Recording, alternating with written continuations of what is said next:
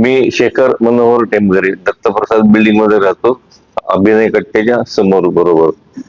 सरांना वाढदिवसाच्या हार्दिक शुभेच्छा. सरांचं काम एवढं आहे, म्हणजे यादी करू तेवढी थोडी आहे. म्हणजे कुठलंही पद नसताना त्यांनी एवढ्या ब्रांचेस काढलेले आहेत आणि सगळं लोकांसाठी काही ना काहीतरी चालू असतं त्यांचं. दिवस रात्र कामं करतात त्यांचे. काय सांगू त्यांच्याबद्दल. असं आहे, लहान मुलांसाठी तर आहेत, सिनियर सिटीजन साठी तर करतातच. आणि 24 आवर्स सेवा, म्हणजे त्यातच सगळं आलं की कुठलंही काम काय अडचण असेल तर ते नेहमी पुढे असतात. तर करोनामध्ये पण आपण बघितलं, त्यांच्या इतकं काम कोणी केलं नसेल. 9 काहीतरी मला वाटतं 8 का 9 महिने इथेच ऑफिसमध्येच थांबलेले असायचे, ते घरी पण गेलेले नव्हते ते. असं म्हणजे यादी करावी ते खूपच प्रचंड आहे. आणि दुसरं म्हणजे नुसतं आश्वासन नाहीये.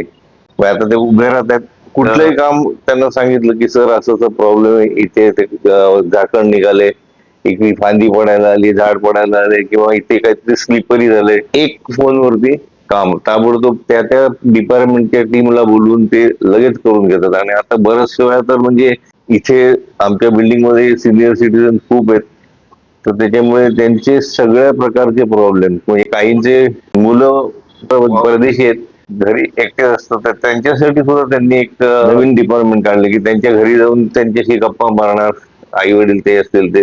इतकंच नाही, काही काही वेळा तर म्हणजे त्यांनी इथपर्यंत पण काम केले की ते स्वतः म्हणजे मुलगा होऊन त्यांच्या घरी जर काय कोण गेलं तर त्यांचं कार्य करण्यापर्यंत, पिंडदान करण्यापर्यंत सुद्धा काम केले. एवढं कोण करत नाही. तर ते इव्हन आमच्या घरचा सुद्धा अनुभव म्हणजे सांगू तेवढे कमी आहेत. मिसेस आजारी होती, फक्त समजलं ताबडतोब सगळं ब्लड चेकिंग पासून सगळं करून घेतलं, स्वतः जाऊन गोडबुलेन मध्ये तिथे ऍडमिशन घेऊन आमच्या आधी जाऊन तिथे पोहोचले. माझ्या वेळी पण तसंच झालं. म्हणजे हा जो बाईट आहे तो कमी पडेल सगळं भाषण करायला.